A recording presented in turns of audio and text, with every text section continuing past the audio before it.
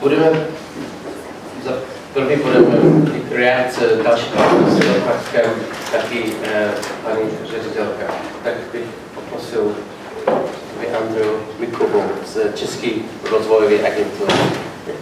Připomínky, reakce.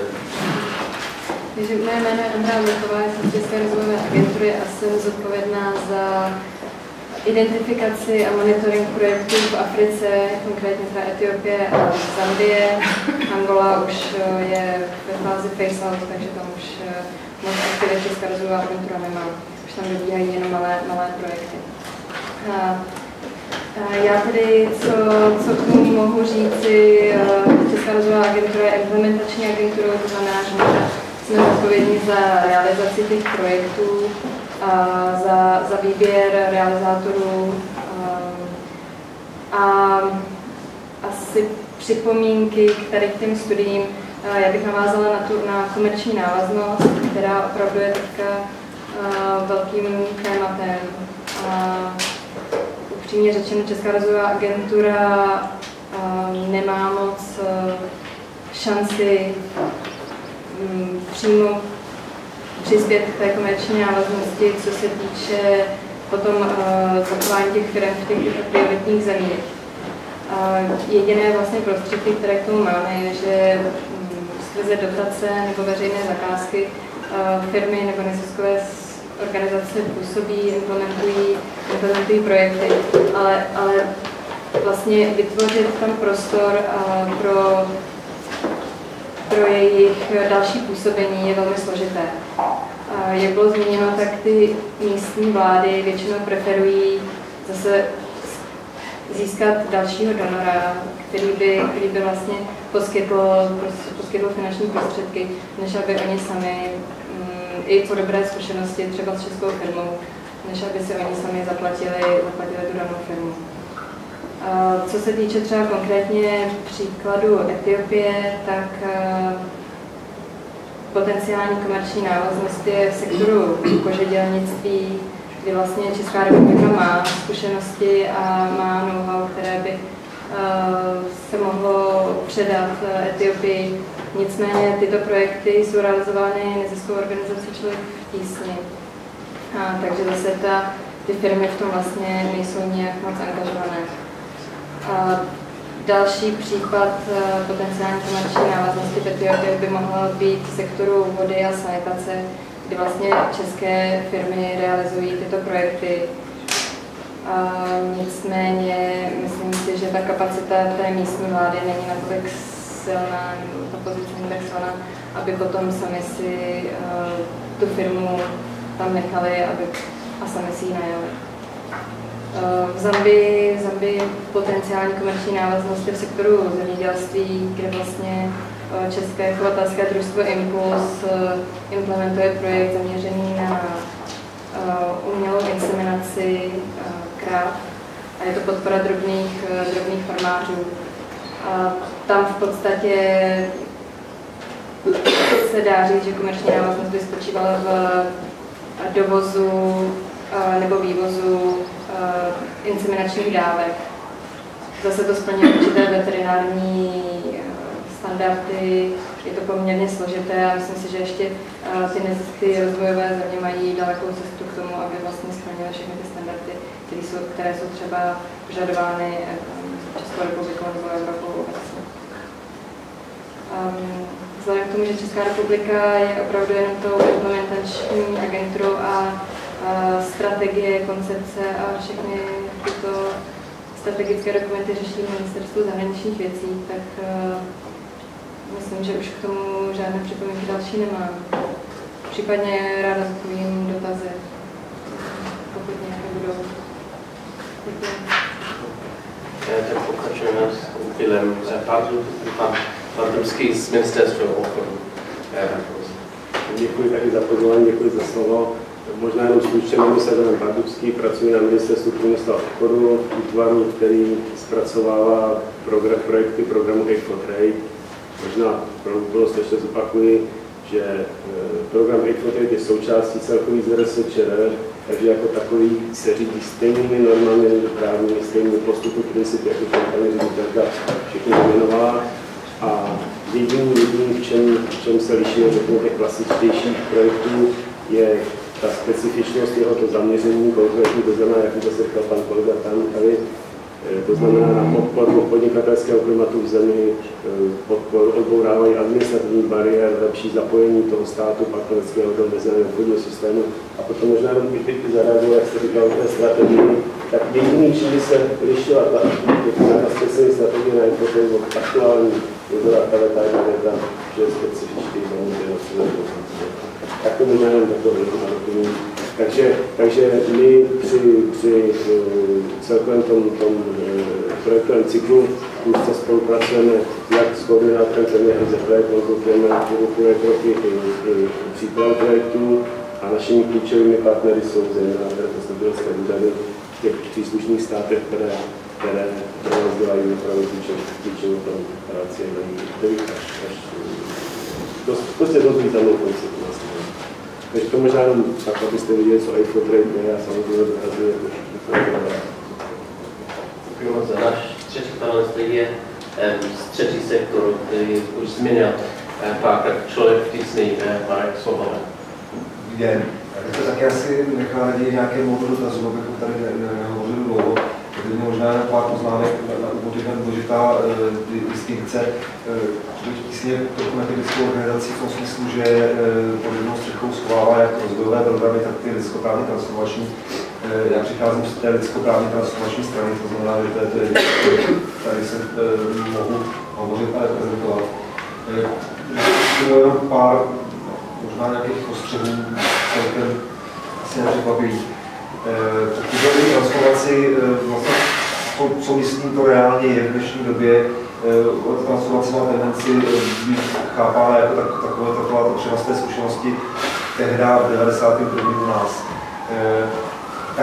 Takhle to vlastně víceméně už aplikovatelné úplně není, jsou pořád místa, kde nějaké kompendium zkušeností z těch let přesně po té velké změně se užít dají, teď myslím třeba Egypt nebo Libye, kde ta situace v nějakých ohledech hodná je, ale to, jak to vypadá v současnosti, to, co má podle mého smysl, je vlastně nějaká spolupráce s těmi partnery v těch zemích, ať už jsou to země transformující se nebo autoritářské, je spolupráce s těmi partnery, aby se jak postupně profesionalizovali na tom, když mluvíme o předávání české zkušenosti, tak je to vlastně i předávání zkušenosti s tím, jak funguje neziskový sektor, což je věc, která se v těch zemích nějakým způsobem vyvíjí, co považuji za poměrně důležité v tom, a to je kontrolování těch beneficiaries z těch zemí s partnery, ať už u nás, nebo v těch evropských zemích, protože poměrně často je situace, kdy v našem případě třeba pracujeme v nějaké zemi, dobře se tam vyznáme a vidíme řadu organizací, ke kterým jsme schopni v podstatě najít paralely v Čechách nebo nějaké jiné zemi, zase nějaká konkrétní organizace, která vyvinula nějaké poměrně úzké, ale velmi dobré know-how. A tohleto přemosťování, myslím, že je důležitou součást toho taky vlastně bych to zahrnoval do té transformační práce. Možná v té zmiňované a občas shodované sustainabilitě. Já chápu tyhle programy, takže tím jejich jako základní rácie je to, že spolupracujete v těch zemích s aktivními lidmi, kteří vyznávají nějakým způsobem podobný hodnotový rámec, snaží se o nějaké otevřenější prostředí, demokratičtější. A je dobré si uvědomit, že z tohoto hlediska ten business, ten investice do této skupiny lidí je investice, která vlastně je platná vždycky. Pokud je to, když žijí v nějakých autoritářských nebo totalitních zemích, jako je Kuba, tak je to dobré, protože tyhle lidi reálně vytváří nějaké malé kapsy nějakého pohybu a otevřenosti a prokuraturu vlády. Pak, když v těchto zemích nastane už jakýkoliv scénář budoucího vývoje, který samozřejmě nevíme my a neví nikdo jiný, tak se to bude vždycky vyčítat taky. To znamená, už v případě nějakých řízených nebo neřízených transformací, nebo nedej Bůh nějakých jako převratných, násilných změn, vlastně investovat do kapacit a do profesionalizace lidí, kteří jsou aktivní a kteří vyznávají nějaký takovýhle demokratický mírumilovný rámec, je vlastně investice, která se bude počítat vždycky. To je velmi důležitý aspekt celých těchto programů. Další poznámka, k té udržitelnosti významí jako česká vládní podpora je to, že ty subjekty, které ji čerpají jako my a další, tak při troše štěstí a jak si jim ta podpora česká umožňuje postupně dosáhnout i na další subjekty.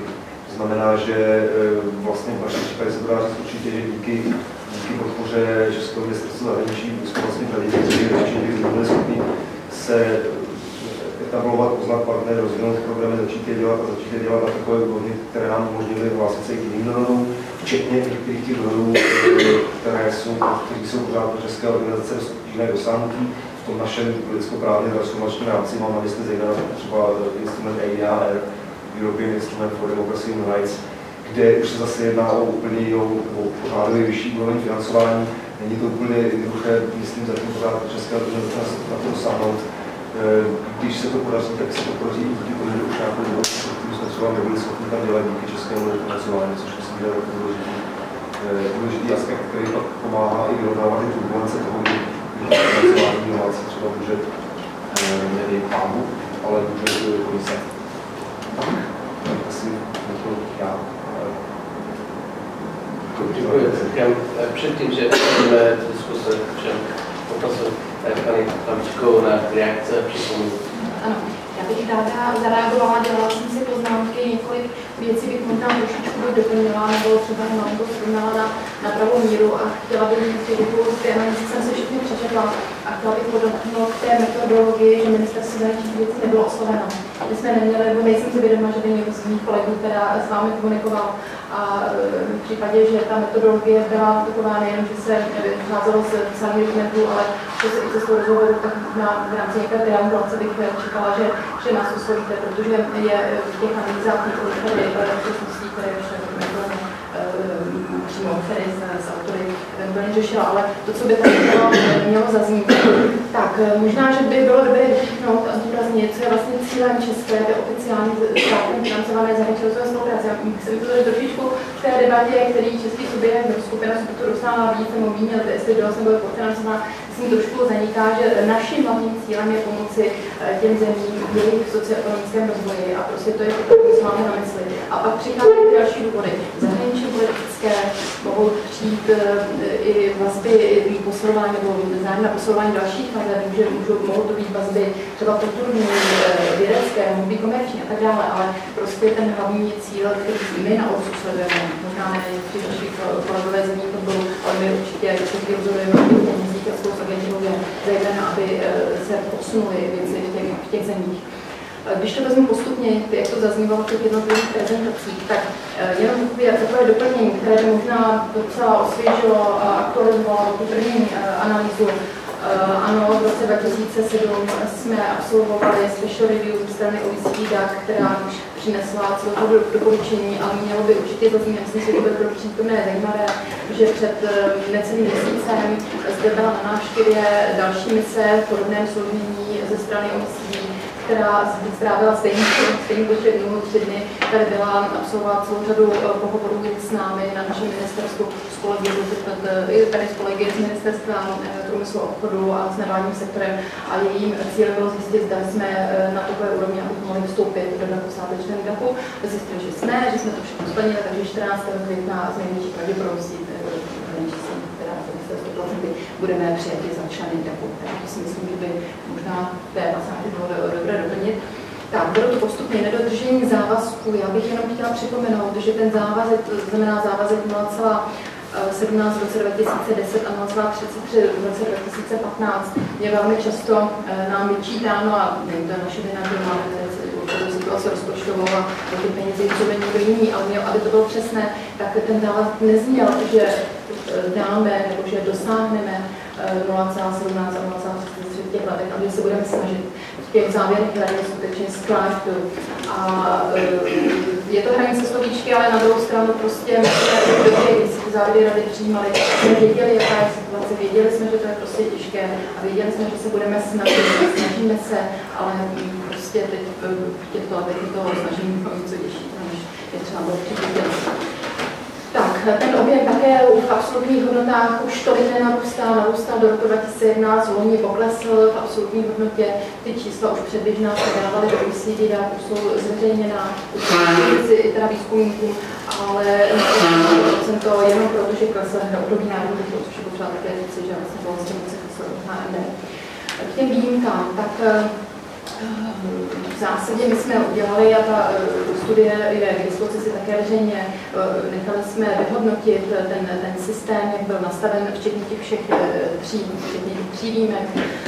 A přistoupili jsme k určité úpravě, to znamená, že finance jsou rozpočtovány na MZV, ale vzhledem k tomu, že to jsou specifické aktivity, nebo jedná se teď už výhradně o specifické aktivity, které jsou realizovány ze strany kolegů, tedy z těch příslušných ministerstev, tak je žádoucí, aby se v nich pokračovalo, protože přínosné skutečně jsou, což to vyhodnocení ukázalo a máme zájem na tom nich pokračovat. A naopak se snažíme ještě rozšířit spektrum aktivit, které nabízí státní správa. To znamená, že posilujeme velmi intenzivně v tomto dobu spolupracujeme s Českou rozvojovou agenturou, aby byly větší možnosti pro přenos zkušeností státní správy nebo veřejné správy do těch přijímajících zemí, protože máme skutečně o tento typ aktivit velký zájem. Což v zásadě tady vůbec taky nezaznělo, ale kromě těch nevládních subjektů, kromě soukromé sféry, musím říct, že tento typ pomoci je stále právě, nebo posilujeme v poslední době, dáváme na ně stále víc prostředků a skoro bych řekla, že ten zájem je nekonečný a že narážíme spíše na domácí domácí. Prostě není dostatek lidí schopný, bych možná řekla spíše ochotný do těch zemí jezdit, strávit tam nějakou dobu a předávat své zkušenosti a naráží to samozřejmě i na jejich zaměstnavatele, kteří nejsou ochotní prostě pouštět, že prostě ty lidi nejsou na noze, ani nejsou v soukromém sektoru, aby si mohli to naplánovat, jak chtějí sami. Takže tam ale snažíme se to nějakým způsobem řešit. Hodně často se tady mluvilo o provázanosti rozvojové spolupráce obchodu s tím, že bylo řečeno, že to bylo chápáno jako negativní, mění se to. Kolegové nejsou tak dlouhý pamětníci, jako možná my tady s panem kolegou Bardovským nebo s některými dalšími kolegy tady. Ta situace byla jiná, že výrazně jiná, bylo od roku 2000 do roku 2005 a v té době se hodně mluvilo o tom, že rozvojová spolupráce má být nástroj pro exportní politiky, kdy ta snaha tam prostě na místě byla a musím říct, že s tímto označením jsme zásadně tedy nesouhlasili a naopak jsme se snažili skutečně, aby to překlopit to vidění rozvojové spolupráce, nebo se v první řadě jednalo o pomoc. Ale na druhou stranu říkáme a snažíme se to vysvětlovat kolegům i teda z ekonomických odborů, že otvíráme dveře. Rozvojová spolupráce otvírá dveře, ale pro všechny možné typy další návazné spolupráce ekonomickou nevíme je. Takže pokud se tam někdo, a třeba i někdo úplně jiný, díky tomu, že tam Česká republika postavila čističku nebo elektrárnu nebo zafinancovala školení, tak pokud se díky tomu někdo, že vidí, že Česká republika tam nechala dobré jméno, se té zemi lépe uchytí, tak je to samozřejmě vítáno a určitě se tomu snažíme ze strany MZV, ze strany České rozvoje a agentury napomáhat. Propojování s těmi exportními prioritami a tak dále, tam musím říct, tomu teď se nevyjadřovala, to je spíše tedy na hledí ekonomických odborů a z ministerstva průmyslu, ale musím vás chtěla seznámit s tím pohledem, který na to máme my. Česká rozvojová finanční instituce, to je další velmi zajímavé téma, o kterém už se dlouhodobě bavíme, je otázka, jestli má vznikat nová samostatná Česká rozvojová finanční instituce, jakási nová banka, nebo jestli spíše se má modifikovat nějaká současná banka. Musím říct si, že tato debata ještě není dokončena, probíhá, vede se na to téma na všech možných úrovních diskuse. Jenom bych možná připomněla, a já jsem si to teď osvěžila poměrně nedávno, že německá KfW, tato banka existuje již od druhé světové války, vlastně měla na starosti, zajišťovala vzdělání z Marshallova plánu a věnovala se v první řadě a stále se věnuje dominantně podpoře uvnitř Německa. A mimo Německo vlastně ty úvěry garantované do určité míry tvoří 30%, takže oni nezakládali samostatnou rozvojovou banku pro tento typ pomoci. Takže myslím si, že i v českých podmínkách by možná bylo asi dělat, třeba by cíle, kdyby se spíše transformovala nějaká stávající banka pro tento účel rozšířila její pole působnosti. Ale to je otevřená debata, tam určitě možná ještě k tomuto tématu dále přispívat. EDF a další mezinárodní organizace, jak pomoci českým subjektům, aby se více uplatnili, aby měli větší úspěšnost v tendrech, které vyhlašuje zejména Evropská unie a nejenom z EDF, z těch dalších evropských nástrojů. To je samozřejmě velký oříšek, určitě se tomu snažíme věnovat. ovšem my to za ty subjekty nevyhrajeme, že jo? Takže my se snažíme předávat informace, snažíme se instruovat naše kolegy v těch jednotlivých zemích rozvojových, aby získávali informace, aby třeba i lobovali na těch delegacích Evropské unie, předtím, když je to vůbec vypsáno. Snažíme se dělat informační semináře pro vše informace, nevyslovaný nebyla propadala. Když jsme měli úterý seminář na ministerstvu, velmi dobře obsazený, přišlo přes 80 firm k Evropskému rozvojovému fondu, kde se snažíme šířit informace o tom, že něco takové existuje a dát určitý návod těm firmám, jak dál. Ale samozřejmě, že jsou ještě jiné možnosti, o kterých uvažujeme, třeba otevřít nějakou rozpočtovou linku, kde bychom přispívali na vytváření těch projektových návrhů, s nimiž potom ty firmy soutěží něco takového, o tom ještě uvažujeme, ale prostě hledáme možnosti, jak pomoci. Tak, snížení priorit. Bylo zde vlastně řečeno trošičku jako zvýšit v těch analýzách, se to opakuje víckrát, že na jednu stranu je dobře, že ty priority se snižují, na druhou stranu, že nevládky se stěžují, že nebo vůbec ty subjekty firmy, že těch příležitostí potom mají méně. Já bych prostě řekla, že těch peněz není dost, dokud nám někdo nepřidá, tak prostě já vlastně se spíše koncentrovat, než je směňovat. Je to určitě doporučení ze strany OECD, abychom spíše šli do zemí, určitě i v rámci Evropské unie. Je tam velký tlak na to, aby jednotlivé domovské země se soustředí na malý počet zemí a ostatní to odcházeli. A chtěla bych říci, že to, co dělá nevládní sektor, soukromý sektor, může dělat cokoliv, kdekoliv, má celou řadu jiných zdrojů, tak nikdo nebrání, ale stát prostě bude přispívat jenom na to, aby to dalo nějakou komplexitu, nějaký pohled, který je spíše koncentrovaný. Role platformy podnikatelů pro zahraniční rozvojovou spolupráci, tak tam my také trochu doufáme, že se rozšíří, možná jsme trošku překvapení tím, že má vlastně těch 16 plus 4 členů, představovalo bychom si, že ten záběr byl větší, vidíme. Tak v letošním roce chystáme dohodnocení těch nezávislou evaluaci těch všech platform, jednak pro to zase, jednak pro SUD, takže uvidíme, co nám to přinese za zjištění. CSR, tomu se většinou věnují zahraniční země, to také zjistil, to asi uvedeno není, ale Veolia, SP, Ochrana se tomu věnuje, ale to vlastně není předmětem ze státního rozpočtu, takže my o nich vlastně nevíme, než že některé o nich slyšíme tisku, jako všechno ostatní. Transformační spolupráce, ještě poznámka, která by měla zaznít, a je to určitě naše NRZV, že tu nejasnost pojmů pořád ještě udržujeme, ale prostě ten pojem se zaváděl v době, kdy ta situace byla trošku jiná, trochu přehlednější, dneska je mnohem kompletovanější a ten zájem je stoupající. Tím chci říci, že to, co vlastně se v Evropě, v OSN, ve světě rozumí transition experience, je vlastně zájem o celou šíři expertíz, kterou mohou země, tady naší střední východní Evropy, nabízet tím zemím vzdálenějším. To znamená nejenom budování těch demokratických institucí, podpora lidských práv, ale třeba zkušenost se soudnictvím, zaváděním norem, vůbec zaváděním těch AKI.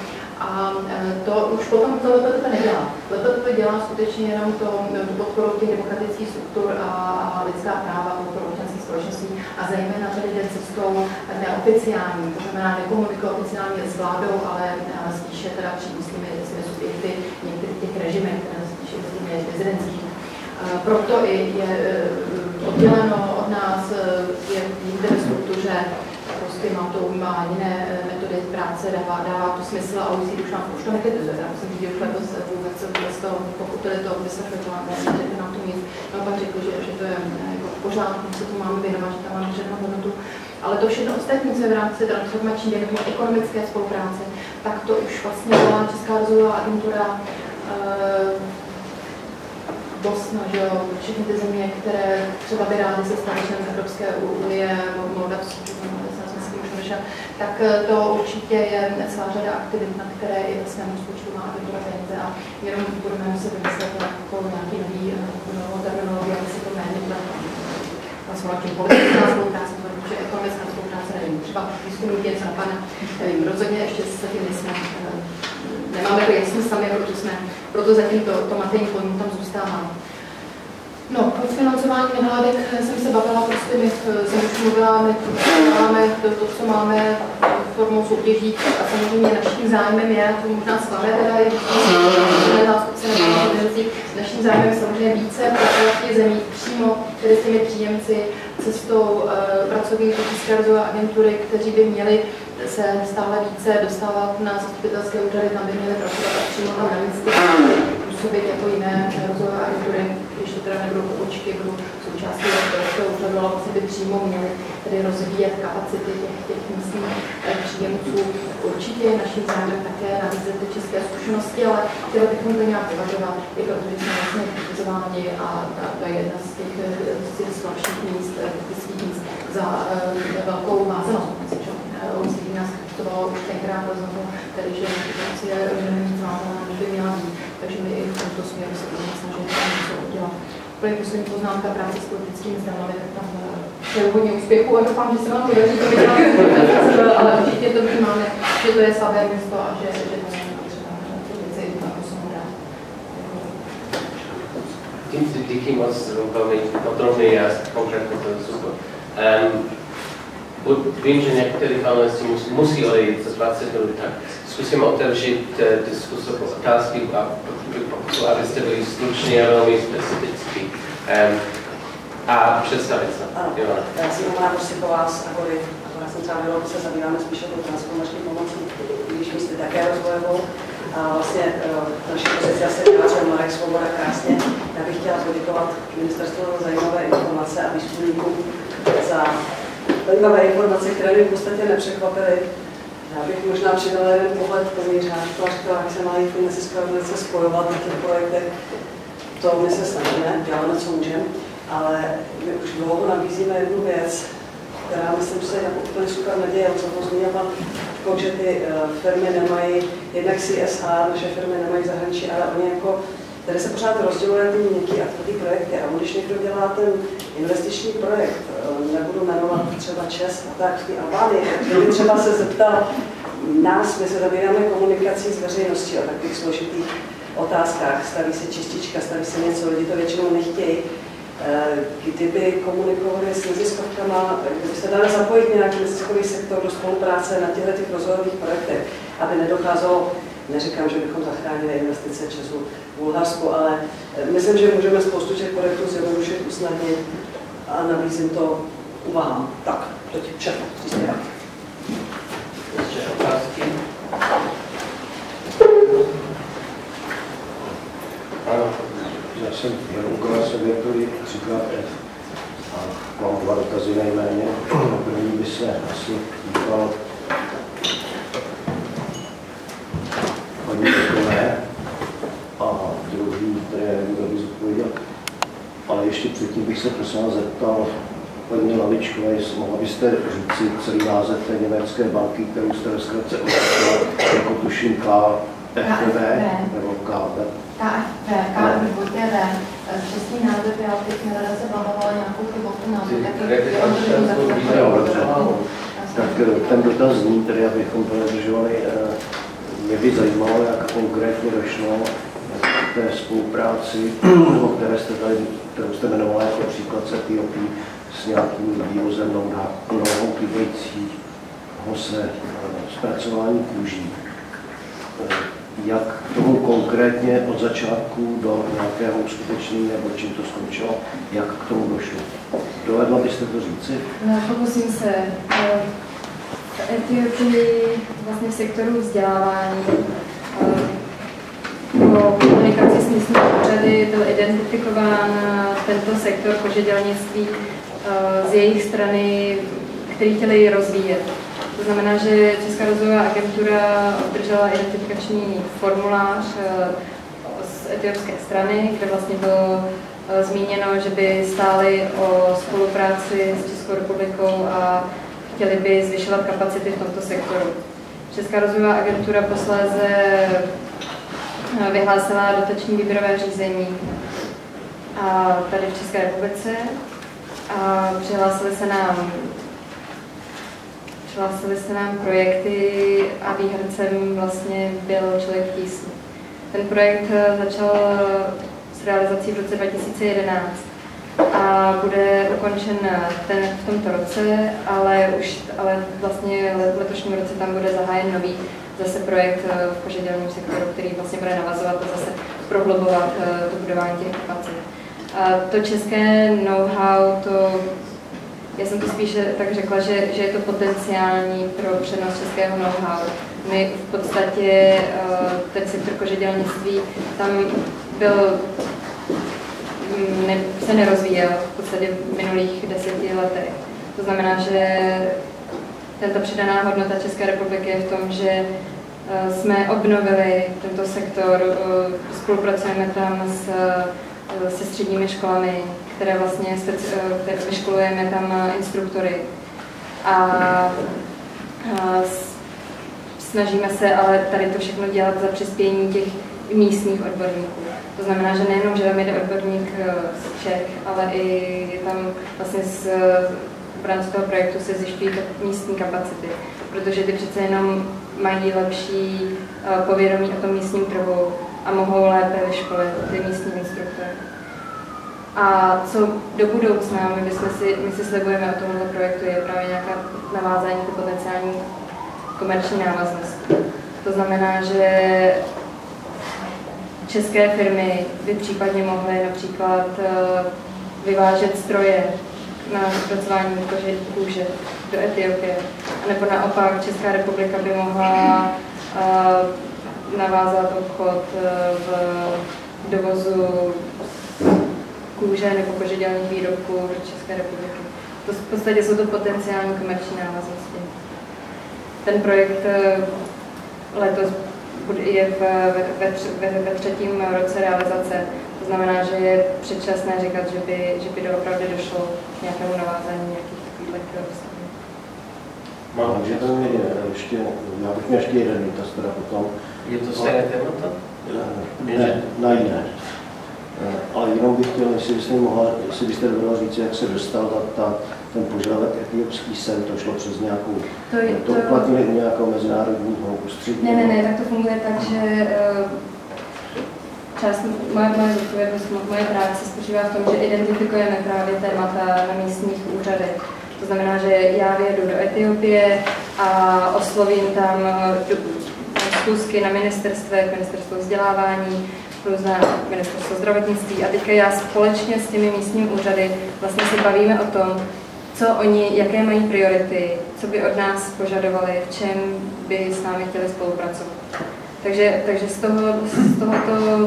této diskuze vlastně vyvstala tady ta žádost. A buď ta komunikace probíhá přímo se mnou nebo Českou rozvojovou agenturou, nebo po případě ve spolupráci se zastupitelským úřadem na místě. To znamená, že ten identifikační formulář, který potom vypracuje ta místní strana, putuje na zastupitelský úřad v Addis Abeba a posléze ti ho posílají k nám. S tím, že teda ano, je to relevantní sektor, je to relevantní námět na projekt. A pokud my dostaneme tady tu informaci, tak posléze vypisujeme buď dotační výběrové řízení nebo veřejnou zakázku. Výběrové řízení. No a ten druhý dotaz tady je, jestli někdo mohl odpovědět, jakým způsobem se vytváří nějaký seznam rozvojových zemí, kdo o tom rozhoduje tedy a jak to vůbec vzniká, kdy jaká země považovala za rozvojovou. Tak to můžu všechny potom, ale máme poslední otázku. Dobrý den, váš škola analytické centrum Glopolis.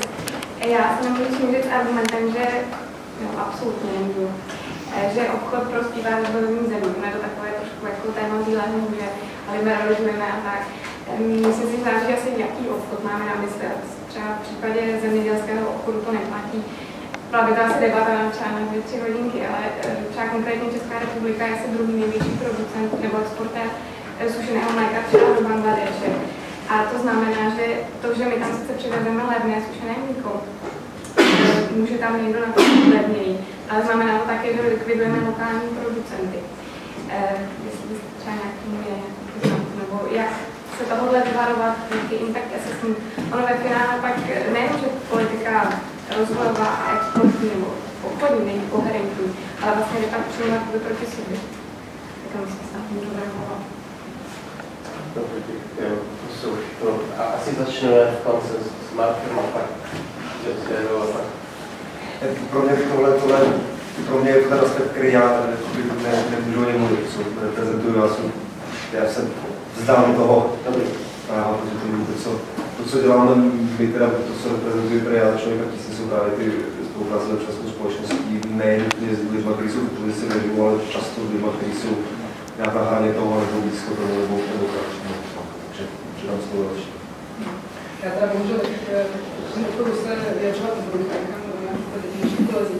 Možná bych jenom krátce ještě reagovala na to, co říkala paní Kusíková, to je o tom propojení na hospodářského sektoru a biznesu.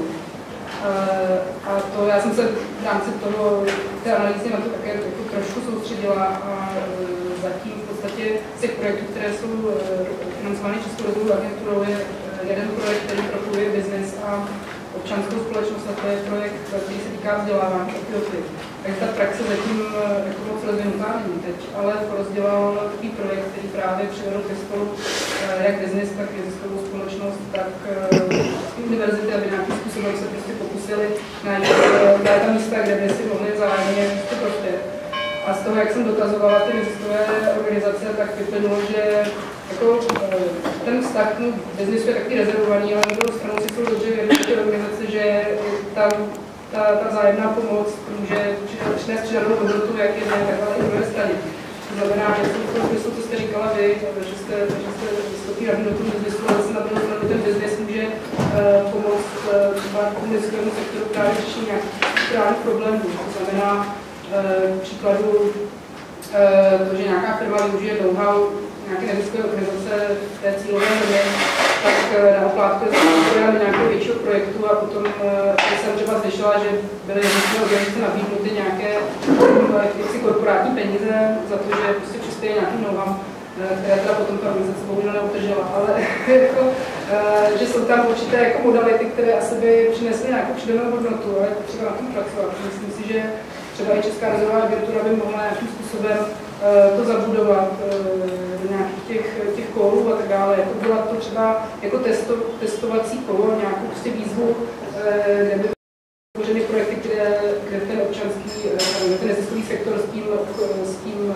privátním sektorem by musel jaksi spolupracovat na nějaké věci.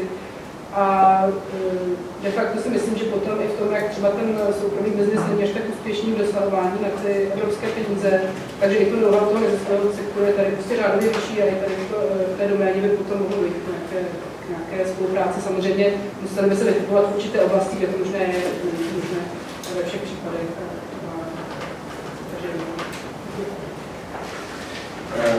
Tak já se vyjádřím k tomu dotazování toho obchodu, i když to nebylo téma té mé analýzy nebo té části analýzy.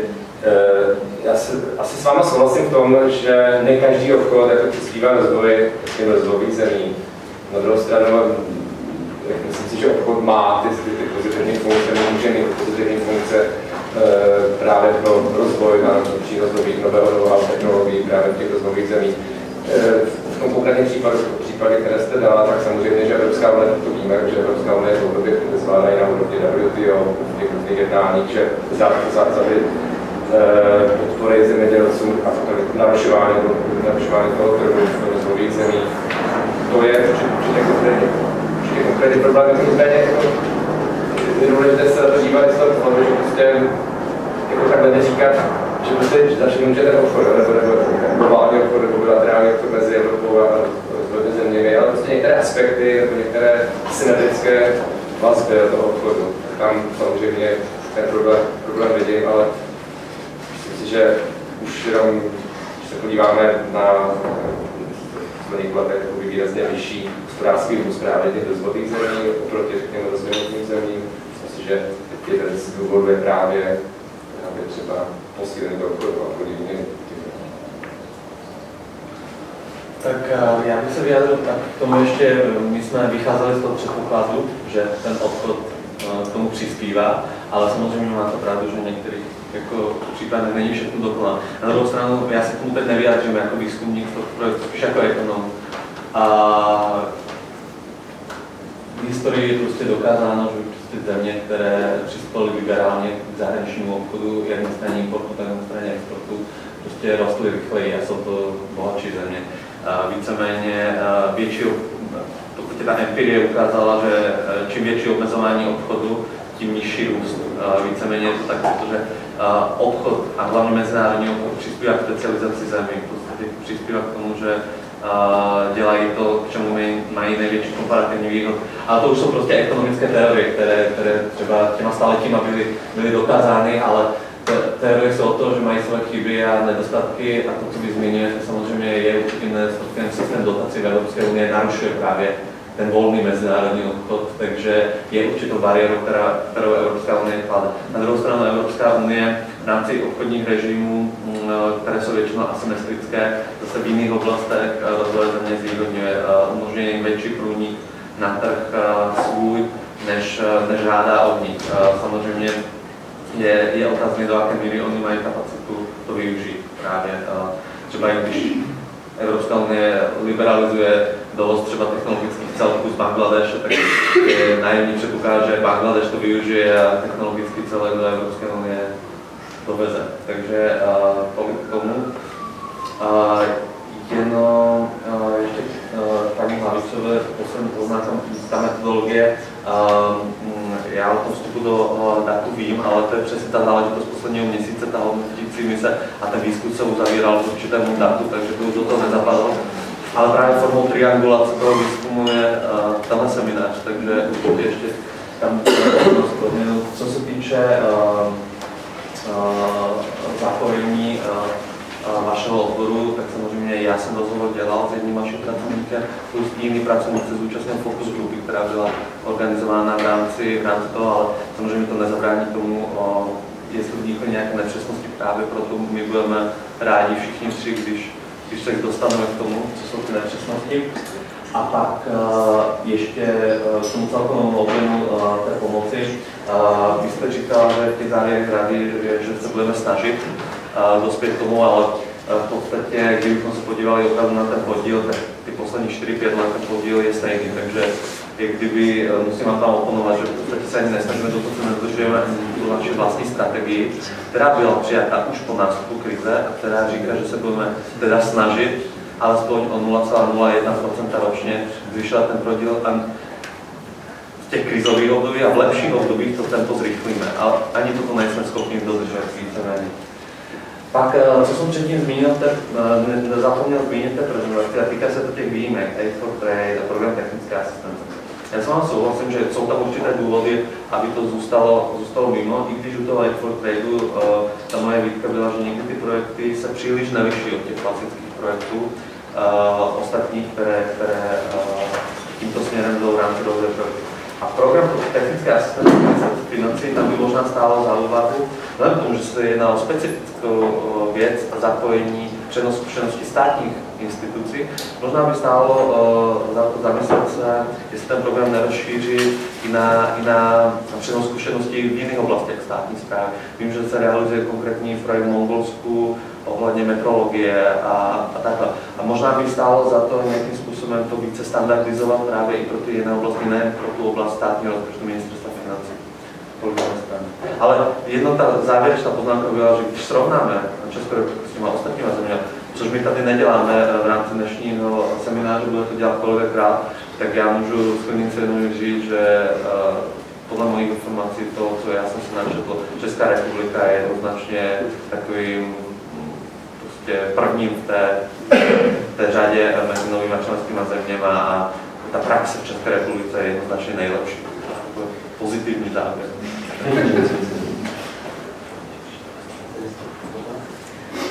Dodat, tak samozřejmě připomínka paní Práškové, ano, tak jistě my jsme si toho vědomi, je to ale také na ministerstvu zemědělství, nějakým způsobem začalo koherovat, slaďovat svoje politiky, nebo politiku zemědělskou, zemědělskou rozvojovou, veřejné stanem, ředitel Juškem, na to téma debatu.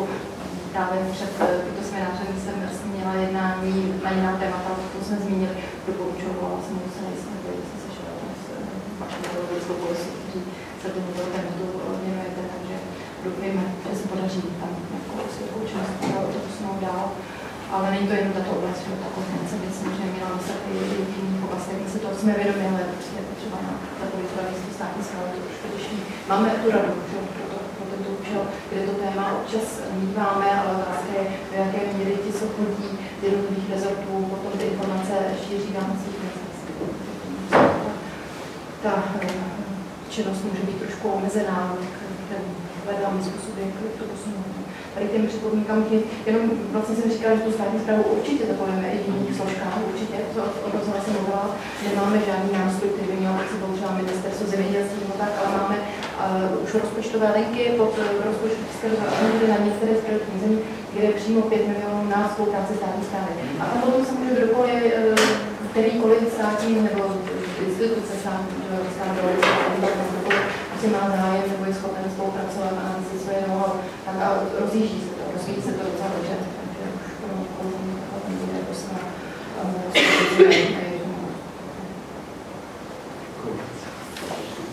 Já nevím, jestli možná na tu poznámku jenom nevím, na to byla směrovaná, ale třeba v rámci EIFO-Trade těch programů, těch projektů do Bangladéše se nevážíme, protože to není prioritní země z RSČD a jediné, co v rámci EIFO-Trade teda vyvážíme, je odbornost, know-how, zkušenosti. Já bych jenom zareagovala na to propojování firm a neziskovek. Jak bylo zmíněno, ten vzdělávací projekt, tak já myslím, že v té studii je napsáno vzdělávací projekt v Angole, kde došlo k propojení, vlastně, že školy stavěla společnost a ta softová část byla realizovaná teda neziskovkou. A máme ještě jeden takový projekt, ten je v Etiopii a v sektoru zásobování vody, kdy vlastně firmy realizují tu část budování toho potrubí vodovodního systému a vlastně nezisková organizace Člověk v tísni dodává softovou část, kde vlastně školí a je to zaměřené na osvětu. A to si myslím, že je ideální kombinace, že vlastně ta nezisková organizace má tu zkušenost, ví, jak spolupracovat s tou místní komunitou. A tamto propojení si myslím, že je velmi dobré.